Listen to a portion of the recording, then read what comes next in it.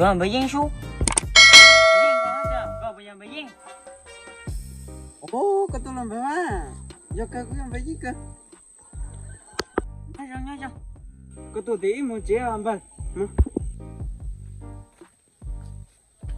Được em vậy. Ừ. Bà đã mẹ bỏ một hai đứa mà khơi này, thấy khơi kìa. Ồ, một mà về, con to. Một cái cháy tí con nữa.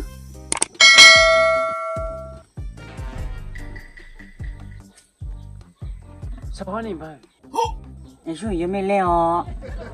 Sao kéo em vậy? Muốn mà kia nó. Lúc sao em vậy? À. Mày. Tao con nhật giúp việc. Cái điều gì? Mày mình cây như lên. Lúc. Đã làm gì đâu, đã chạm vào đâu. Cây nó thì nó sai. Có sáng nhà thì nó gì? Thế nào mà tao thì là nó tao này. Tôi thấy có chụp cười thế nào?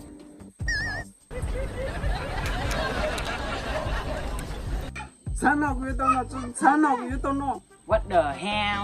Theo gì nó? Sao mà đó được.